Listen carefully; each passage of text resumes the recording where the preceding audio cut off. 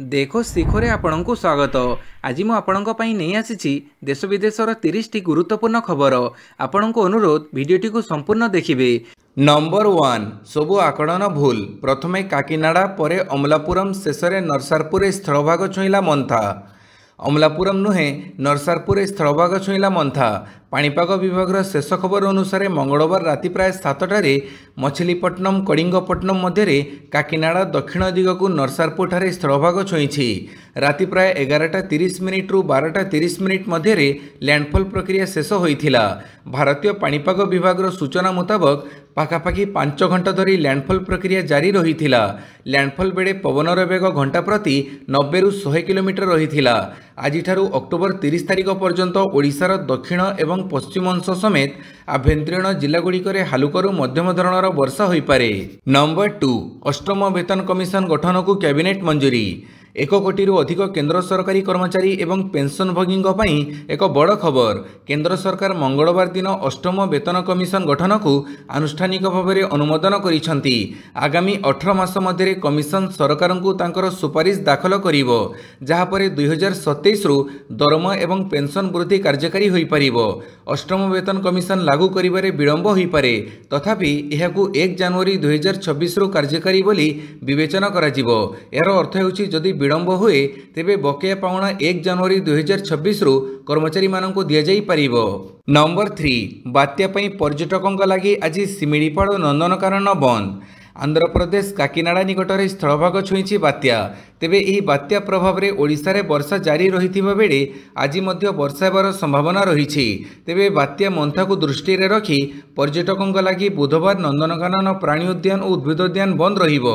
सेपटे प्रबलरू अति प्रबल वर्षा संभावना रहिथिबारु आज बंद हेबो सिमिड़ीपाड़। सेहीपरि तालबंध जामुआणी और गुड़ुगुड़िया खोला जीप बा सफारी गाड़ी रे बुलिबा आदि को मध्य बंद रख जाइछि। नंबर 4 6 रु कड़ा बैच पिंधिबे आयुष छात्र संगठन। डाक्तरों पर एवं आयुष छात्र संगठन सरकार को निशाण करिछि। दाबी पूरण पर स्वर शाणित करिछि।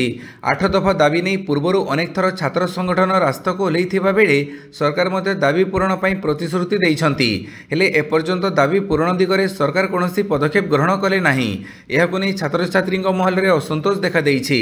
आसंता 5 तारिख मध्य सरकार दाबी पूरण न कले आयुष छात्र संगठन 6 रु कड़ा बैच पिंधि प्रतिवाद करिबो बोली निष्पत्ति होइछि। ए संपर्क में मुख्यमंत्री को चिठी जोगे अवगत करा जाइछि बोली संगठन पक्षरु कहा जाइछि। नंबर 5 गोपालपुर बंदर को 2 नंबर विपद संकेत जारी। बात्या मंथा पई गोपालपुर बंदर को 2 नंबर विपद संकेत जारी होइथिबा बेले मंगलवार सकाळ 8:30 ठारू बुधवार सकाळ 8:30 पर्यंत रेड वार्निंग, बुधवार सकाळ 8:30 ठारू गुरुवार सकाळ 8:30 पर्यंत ऑरेंज वार्निंग जारी होइछि।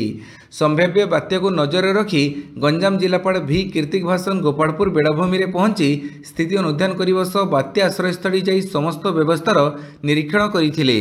नंबर 6 राफेल रे उड़ीबे राष्ट्रपति। राष्ट्रपति द्रौपदी मुर्मू बुधवार दिन एक राफेल युद्ध विमान उड़ाण करिवे, जहाँकि ऑपरेशन सिंदूर समय पाकिस्तान रे आतंकवादी शिविर उपरे होइथिबा वायुसेना आक्रमण रे गुरुत्वपूर्ण भूमिका ग्रहण करिथिला। सशस्त्र बाहिनीर सर्वोच्च कमांडर एही उड़ाण पई अंबाला एयरबेस रे व्यक्तिगत भाव में उपस्थित रहिबे।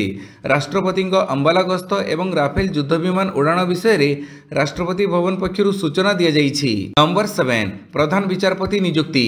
जस्टिस सूर्यकांतों नाम सुपारिश कले जस्टिस गवाई। भारतर प्रधान विचारपति भूषण रामकृष्ण गवाई परवर्ती प्रधान विचारपति भावे जस्टिस सूर्यकांतों नाम केंद्र को सुपारिश करिसेंती। प्रधान विचारपति गवाई नवेम्बर 23 तारिख में प्रधान विचारपति भावे अवसर ग्रहण करिबा परे सुप्रीमकोर्टर द्वितीय वरिष्ठ विचारपति जस्टिस सूर्यकांत भारतर 53तम प्रधान विचारपति भावे नियुक्त हेबे। चलित वर्ष मे 14 तारिख में शपथ ग्रहण करिथिबा प्रधान विचारपति गवाई जस्टिस सूर्यकांत को परवर्ती प्रधान विचारपति भावे नियुक्ति देबा पई केंद्र आईन मंत्रालय को सुपारिश करिसेंती। जस्टिस सूर्यकांत कार्यकाल 1.5 वर्ष अधिक हेबो। से फेब्रुआरी 9 2027 रे अवसर नेबार कार्यक्रम रहिछि। नंबर 8 डिजिटल अरेस्ट मामला।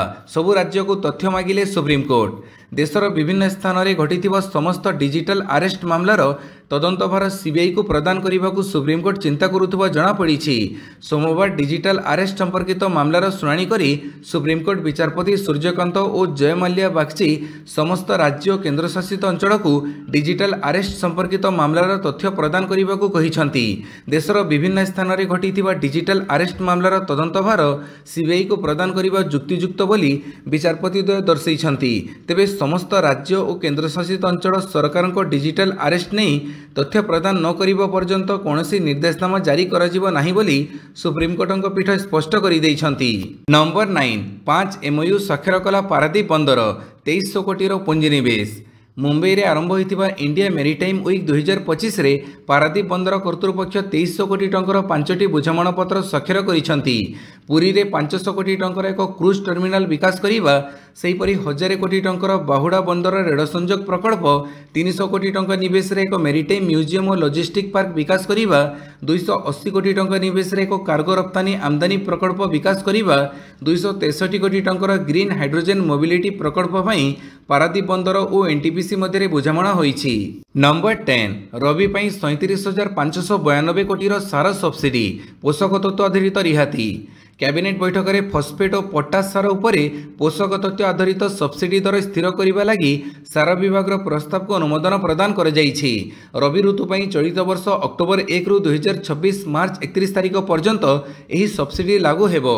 नाइट्रोजन उपरे केजी पिछा 43 टंका 2 पैसा, फस्फरस उपरे 47 टंका 96 पैसा, पोटास उपरे 2 टंका 38 पैसा और सल्फर उपरे 2 टंका 87 पैसार सब्सिडी मंजूर कर जाइछि। डाई अमोनियम फस्फेट बा डीएपी एवं एनपीकेएस मान समेत पी&के सार उपरे सब्सिडी दर को अनुमोदन प्रदान कर जाइछि। नंबर 11 दिल्ली नुहे दिल्ली कर एभली दाबी कले बीजेपी नेता। अनेक सहरर नाम परिवर्तन हेबा परे एबे राजधानी दिल्लीर नाम परिवर्तन हेबाकु दाबी होउछि। पूर्वतन केंद्रमंत्री तथा बीजेपी नेता विजय गोयल राजधानीर इंग्राजी नाम दिल्ली को दिल्ली परिवर्तन करने दाबी करिसंती। से ए संपर्क में मुख्यमंत्री रेखा गुप्ता एक चिठी मध्य लिखिसंती। नवेम्बर 1 रे दिल्ली सरकार नाम परिवर्तन करी नूतन सरकारी लोगो प्रकाश करने दाबी करिसंती। विजय गोयलଙ୍କ एभली दाबी को नहीं एबे चर्चा आरंभ होइछि। नंबर 12 मामुघर पैतृक संपत्ति रे झीओं संतानकर अधिकार नहीं कहले बॉम्बे हाईकोर्ट। भारत में पैतृक संपत्ति केवल संपत्ति नुहे, यह परिवारर मूल संपर्क एवं पीढ़ी पर पीढ़ी चली आसीथिबा एक ऐतिह्य को अतिक्रम करिथाए।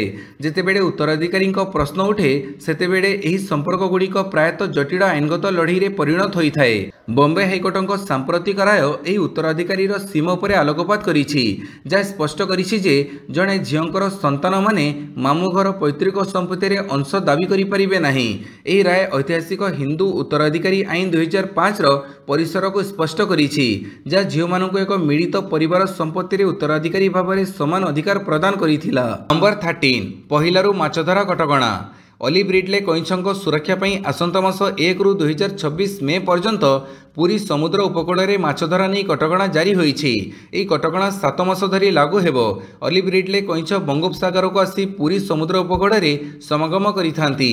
ट्रॉलर और यंत्रचालित डंगा मड़े जमिति कईछंक मृत्यु न हुए ताहाको दृष्टि रखी एक बैठक में एभली निष्पत्ति निया जाइछि। नंबर 14 द्वितीय स्त्री संतान पैतृक संपत्तिर उत्तराधिकारी हेबाको हकदार कहले ओडिशा हाईकोर्ट। जड़े मृत्यु हिंदू स्वामी प्रथम और द्वितीय विवाह संतान माने तांको पैतृक संपत्ति बांटिबे। यह ऐतिहासिक राय उत्तराधिकारी संपत्तिर समान बंटन को सुनिश्चित करिछि। एक गुरुत्वपूर्ण राय रे ओडिशा हाईकोर्ट संप्रति कहिसंती जे हिंदू विवाह आईन धारा 16 अनुसार प्रथम पत्नी एवं द्वितीय स्त्री उभयों ठारू जन्मित संतान माने सेमानक पितांक पैतृक संपत्ति रे अंश पाइबा पई हकदार। तथापि धारा 6(3) अनुसार प्रत्येक संतानर अंश सेही अंश पर्यंत सीमित रहिबो जा पितांक मृत्यु पूर्वरु एक विभाजन रे संपृक्त मां को आवंटित होइथांता। नंबर 15 बिहार पई महागठबंधन घोषणा पत्र जारी। बिहार विधानसभा निर्वाचन पर महागठबंधन पक्षर घोषणापत्र प्रकाशित होइछि। मेंट सरकार गठन हेबा मात्रे 20 दिन मध्य राज्यर प्रत्येक परिवारर जड़े सदस्य को सरकारी चाकरी प्रदान करिबा पई एक आईन पास करा जिवो। युवक मानकु चाकरी प्रदान करिवार प्रतिबद्धता पूरण करी 20 मास मध्य चाकरी प्रदान करिवार प्रक्रिया आरंभ करिवो। समस्त जीविका संप्रदाय मोबिलाइजर्स दीदी मानकु स्थायी करा जिवो एवं सरकारी कर्मचारी मान्यता दिया जिवो। सेमानकर दरमहा प्रति मास 30,000 टंका स्थिर ସ୍ଥିର କରାଯିବ। ଏହା ସହିତ ସେମାନଙ୍କ ଦ୍ୱାରା ନିଆଯାଇଥିବା ଋଣର ସୁଧ ଛାଡ଼ କରାଯିବ ଏବଂ 2 ବର୍ଷ ପାଇଁ ସୁଧମୁକ୍ତ ଋଣ ଯୋଗାଇ ଦିଆଯିବ। ଜୀବିକା କ୍ୟାଡରର ଦିଦିମାନେ ଅନ୍ୟାନ୍ୟ କାର୍ଯ୍ୟ କରିବା ପାଇଁ ପ୍ରତି ମାସରେ 2000 ଟଙ୍କା ଭତ୍ତା ପାଇବେ। ସମସ୍ତ ଚୁକ୍ତିଭିତ୍ତିକ ଏବଂ ଆଉଟସୋର୍ସିଂ କର୍ମଚାରୀଙ୍କୁ ସ୍ଥାୟୀ କରାଯିବ। ରାଜ୍ୟରେ ପୁରୁଣା ପେନ୍ସନ୍ ସ୍କିମ୍ ଲାଗୁ କରାଯିବ। ମହିଳାମାନଙ୍କ ପ୍ରତି ମାସରେ 2500 ଟଙ୍କା ମିଳିବ। ନମ୍ବର 16 ନଭେମ୍ବର 25 ତାରିଖରେ ଶ୍ରଦ୍ଧାଳୁଙ୍କ ପାଇଁ ବନ୍ଦ ରହିବ ଅଯୋଧ୍ୟା ରାମ ମନ୍ଦିର। ରାମ ମନ୍ଦିରର ଶୀର୍ଷରେ ପତାକା ଉତ୍ତୋଳନ କାର୍ଯ୍ୟକ୍ରମ ପାଇଁ ଜୋରସୋରରେ ପ୍ରସ୍ତୁତି ଚାଲିଛି। ନଭେମ୍ବର 25 ତାରିଖରେ ପ୍ରଧାନମନ୍ତ୍ରୀ ନରେନ୍ଦ୍ର ମୋଦି ରାମ ମନ୍ଦିରର 161 ଫୁଟ ଉଚ୍ଚ ଶିଖରରେ 22 ଫୁଟ ଲମ୍ବା ଏବଂ 11 ଫୁଟ ଚଉଡ଼ା ଏକ ବିଶାଳ ଧର୍ମଧ୍ୱଜ ଉତ୍ତୋଳନ କରିବେ। ଏହି ଧାର୍ମିକ କାର୍ଯ୍ୟକ୍ରମ ଅଯୋଧ୍ୟାର ଇତିହାସରେ ଆଉ ଏକ ସୁବର୍ଣ୍ଣ ଅଧ୍ୟାୟ ଯୋଡ଼ି ହେବ। ପ୍ରଧାନମନ୍ତ୍ରୀ ମୋଦି ଏବଂ RSS ମୁଖ୍ୟ ମୋହନ ଭାଗବତଙ୍କ ସମେତ 8ରୁ 10,000 ଅତିଥି ଏହି କାର୍ଯ୍ୟକ୍ରମରେ ଯୋଗ ଦେବେ। ଏହା ସକାଳ 11ଟାରୁ ଅପରାହ୍ନ 1:30 ପର୍ଯ୍ୟନ୍ତ ଚାଲିବ। ପତାକା ଉତ୍ତୋଳନ ଉତ୍ସବ ପରେ ଅପରାହ୍ନ 2ଟାରେ ଦର୍ଶନ ଏବଂ ପୂଜା ପ୍ରକ୍ରିୟା ପୁନର୍ବାର ଆରମ୍ଭ ହେବ। ନମ୍ବର 17 ଦେଶରେ ହ୍ରାସ ପାଉଛି ପିଲାଙ୍କ ସଂଖ୍ୟା। ଉନ୍ନତ ପରିବାର ଯୋଜନା ଏବଂ ହ୍ରାସ ପାଉଥିବା ପ୍ରଜନନ ହାର ଯୋଗୁଁ ଭାରତରେ ଶିଶୁ ଜନସଂଖ୍ୟାରେ ଏକ ଗୁରୁତ୍ୱପୂର୍ଣ୍ଣ ହ୍ରାସ ଘଟିଛି ବୋଲି ଆକଳନ କରାଯାଇଛି। 2011 ମସିହାରେ ମୋଟ ଜନସଂଖ୍ୟାରେ ପିଲାଙ୍କ ଅଂଶ ପ୍ରାୟ 40.9% ଥିଲା, ଯାହା 2026 ସୁଦ୍ଧା 32%କୁ ହ୍ରାସ ପାଇଛି। ସମସ୍ତ ଶିଶୁ ବୟସ ଗୋଷ୍ଠୀରେ ଶିଶୁଙ୍କ ଅଂଶ ହ୍ରାସ ପାଇବାର ଆକଳନ କରାଯାଇଛି। 2022 ଏବଂ 23ରେ ଜନ୍ମହାର ମଧ୍ୟ ହ୍ରାସ ପାଇବ। ଏନେଇ ପରିସଂଖ୍ୟାନ ଏବଂ କାର୍ଯ୍ୟକ୍ରମ କାର୍ଯ୍ୟାନ୍ୱୟନ ମନ୍ତ୍ରଣାଳୟ ରିପୋର୍ଟରେ ପ୍ରକାଶ ପାଇଛି। ନମ୍ବର 18 ପୀତବାସ ହତ୍ୟା ମାମଲା, ଅଭିଯୁକ୍ତଙ୍କୁ ଘରେ ରଖିଥିବା ବ୍ୟକ୍ତି ଗିରଫ। ଆଇନଜୀବୀ ପୀତବାସ ପଣ୍ଡା ହତ୍ୟା ମାମଲାରେ ପୁଲିସ ଆଉ ଜଣଙ୍କୁ ଗିରଫ କରିଛି। ସେ ହେଉଛନ୍ତି ଖୋଡ଼ାସିଙ୍ଗିର ଶୂନ୍ୟଚନ୍ଦ୍ର ଦାସ। କାଲି ତାଙ୍କୁ ଗିରଫ ପରେ ଅଦାଲତ ଚାଲାଣ କରାଯାଇଛି।